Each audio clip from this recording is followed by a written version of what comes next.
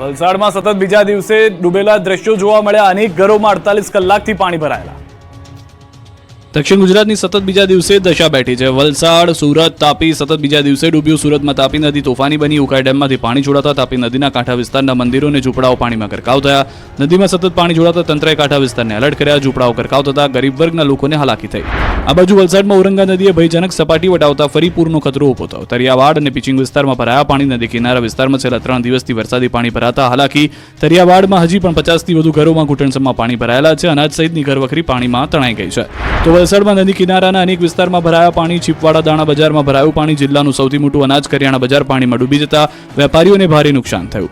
ચેરાપુંજી ગણાતા કપરાડા તાલુકામાં સૌથી વધુ વરસાદ પડતા કપરાડામાંથી પસાર થતા તમામ નદી નાળાઓમાં પૂરની પરિસ્થિતિ સર્જાઈ. કોલક નદી અત્યારે તોફાની સ્વરૂપે વહી રહી હોવાથી નદી પર આવેલા અનેક લો લેવલ અને નાના પુલમાં પાણી ગરકાવ થઈ ગયા. આથી ગામનો સંપર્ક કપાયો હતો. 3 દિવસથી લોકો ગામમાં જટવાઈ ગયા હતા. નોકરી ધંધે જતા લોકો અને કામ અર્થે બહાર જતા લોકો પણ પરેશાનીનો સામનો કરી રહ્યા હતા. વલસાડમાં આપ ફાટ્યા બાદ ઔરંગા નદીનું સામે આવ્યું ભયાવહ રૂપ. જુઓ આકાશી નજારો. આજે પાણીએ વલસાડ, વાપી, નવસારી, બારડોલી અને વ્યારાની પથારી ફેરવી. આજ ભયાનક પાણીમાં 4 થી વધુ લોકો ડૂબી ગયા. કેમ કે દક્ષિણ ગુજરાતના વલસાડ જિલ્લામાં ભારે મેઘખાંગા થતા તમામ નદીઓમાં ઘોડાપૂરની સ્થિતિ સર્જાય. વધુ વરસાદ અસર સાથે વલસાડમાં જોવા મળ્યો. વલસાડ નજીકથી પસાર થતી ઔરંગા નદી કિનારા વિસ્તારમાં જોવા મળી અસર. ઔરંગા નદીએ વલસાડ શહેરને રીતસરનું ધમરોળી નાખ્યું અને શહેરના નદી વિસ્તારના અનેક વિસ્તારો પાણીમાં ગરકાવ થઈ ગયા. 300 થી વધુ લોકોનું સ્થળાંતર કરવામાં આવ્યું. ઔરંગાના પૂરના ભયાવહ દ્રશ્યો જ કહી રહ્યા છે કે મેઘાએ કેવો પ્રકોપ બોલાવ્યો. આકાશી દ્રશ્યોમાં પરિસ્થિતિની ગંભીરતાના દ્રશ્યમાન થઈ રહ્યા છે. ખળખળ વહેતી નવસારીની ઔરંગા નદીના આકાશી દ્રશ્યો ડરામણા છે. જુઓ ઔરંગા નદીએ કેવું તાંડવ મચાવ્યું છે. વલસાડના નીચાણવાળા વિસ્તાર ડૂબી ગયા. ઔરંગા નદી કિનારા વિસ્તાર તો પાણીમાં જ ગરકાવ થઈ ગયા. નદી કિનારાના બરુંડિયાવાડ, પિચિંગ સહિતના વિસ્તારો બેટમાં ફેરવાઈ ગયા. નર્મદા ડેમ ગમે ત્યારે ઓવરફ્લો થવાની તૈયારીમાં 23 દરવાજા ખોલાયા. ગુજરાતમાં મેઘરાજા તાંડવ મચાવી રહ્યા છે. અનરાધાર વરસાદથી ગુજરાતની જીવાદોરી નર્મદા ડેમમાં પાણીની પુષ્કળ આવક થઈ રહી છે. ઉપરવાસમાંથી પાણીની ભરપૂર આવક થતાં નર્મદા ડેમની સપાટીમાં વધારો થયો. ડેમની સપાટી 135.30 મીટરે પહોંચી. ઉપરવાસમાંથી 3,37,367 ક્યુસેક પાણીની આવક થઈ રહી છે. રૂલ લેવલ જાળવવા માટે હાલ નર્મદા નદીમાં 3,95,000 ક્યુસેક પાણીની આવક થઈ રહી છે. આ સિઝનમાં પ્રથમવાર એક સાથે 23 દરવાજા 2.2 મીટર ખોલવામાં આવ્યા છે. જેના કારણે ભરૂચ, વડોદરા અને નર્મદાના 42 જેટલા ગામોને એલર્ટ કરાયા છે. તેમની મહત્તમ સપાટી 138.68 મીટર છે.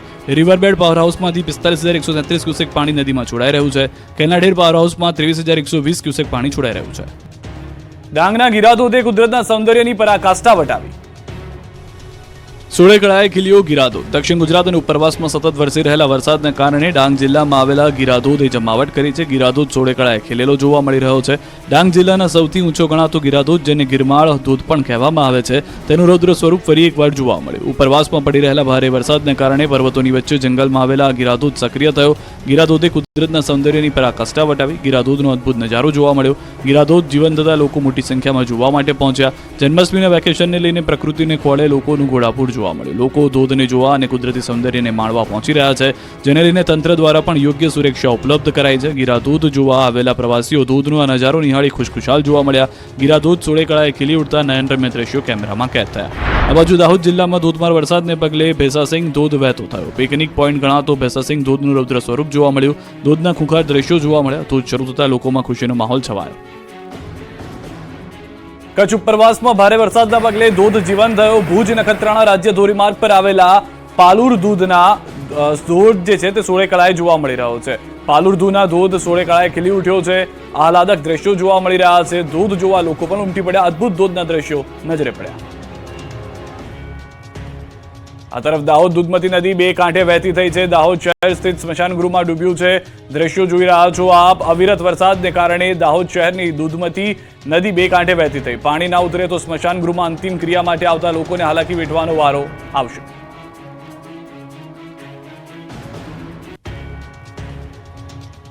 નર્મદા જિલ્લામાં મેઘરાજા તોફાને ચડ્યા. 9 ઇંચ વરસાદથી ગામ પાણી. 150 ભેંસોનું રેસ્ક્યુ.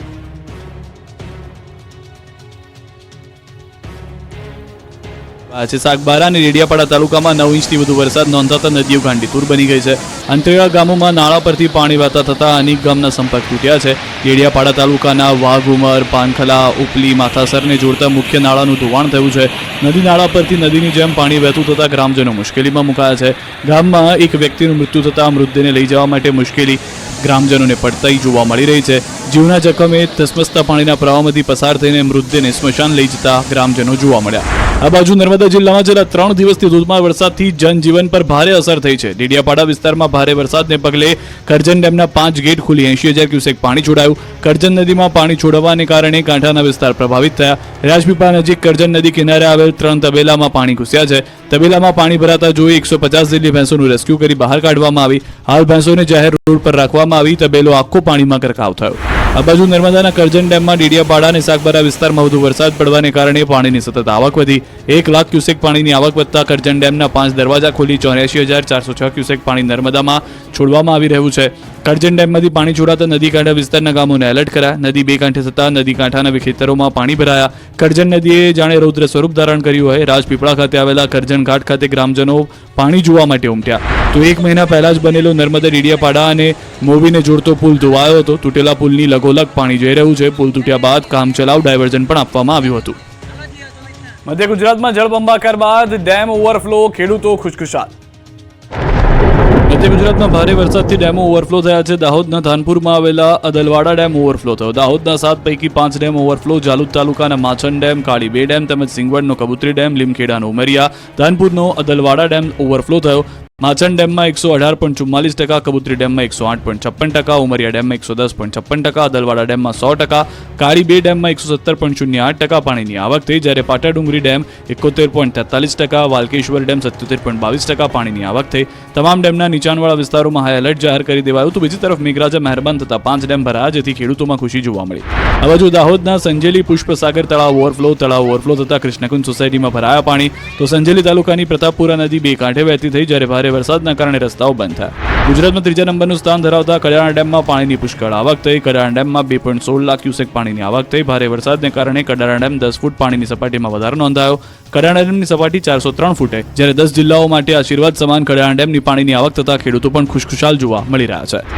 વડોદરાના ડભોઈ નજીક ખડખડ વહેતી નર્મદા નદી સિઝનમાં બીજી વાર બંને કાંઠે વહેતી થઈ, જેથી ચાંદોદ નજીક મલ્હાર રાવ ઘાટના 88 પગથિયા પાણીમાં ગરકાવ. નર્મદામાં પાણી વધતા ચાંદોદ, કરનાળી, ભીમપુરા, નંદેરિયાને એલર્ટ કરાયા. છોટાઉદેપુરનો પાવી જીતપુરનો સુખી ડેમ ચલોચલ ભરાયો. ડેમના 6 દરવાજા ખોલાયા. નીચાણવાળા 20 ગામને એલર્ટ કરાયા. સુખી ડેમમાંથી 15,000 ક્યુસેક પાણી છોડાયું. હાલ સુખી ડેમ 86% ભરાયો. ડેમની મહત્તમ સપાટી 147.82 મીટર.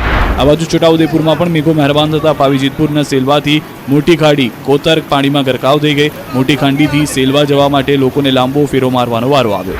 તો પંચમહાલ જિલ્લામાં પણ સાર્વત્રિક મેઘમહેર થતા નદી, નાળા, ચેકડેમ અને જળાશયો પણ માં સારી આવક જોવા મળી. જિલ્લાના મુખ્ય પાનમ ડેમમાં 30,000 ક્યુસેકની આવક સાથે હાલ ડેમમાં 81% પાણીનો જથ્થો. તો હડફ ડેમમાં 9,000 ક્યુસેક પાણીની આવક થતા એક ગેટ ખોલી 9,000 ક્યુસેક પાણી હડફ નદીમાં છોડવામાં આવી રહ્યું છે. ઉત્તર ગુજરાતમાં ભારે વરસાદ બાદ નદીઓમાં ઘોડાપૂર. ઉત્તર ગુજરાતમાં અંતે મેઘરાજાએ તોફાની બેટિંગ કરતા સુકી ભટ્ટ નદીઓ ગાંડીતુર બનીને વહેવા લાગી છે. સાબરકાંઠામાં મેઘાની તોતિંગ બેટિંગથી નદી નાળામાં નવા નીરની આવક થઈ છે. ભારે વરસાદના પગલે હાથમતી નદીએ રૌદ્ર સ્વરૂપ ધારણ કર્યું. હાથમતી નદી બે કાંઠે વહેતી થતા જાંબુડી અને ઘોડવાડા પાસેના કોઝવે પર પાણી ફરી વળતા અવરજવર બંધ થઈ છે. તંત્ર દ્વારા કાંઠા વિસ્તારને એલર્ટ પણ આપી દેવામાં આવ્યું છે. તો બીજી તરફ કાંઠા વિસ્તાર પર ખેતી કરતા ખેડૂતો નદીમાં પાણી આવતા ખુશખુશાલ જોવા મળી રહ્યા છે.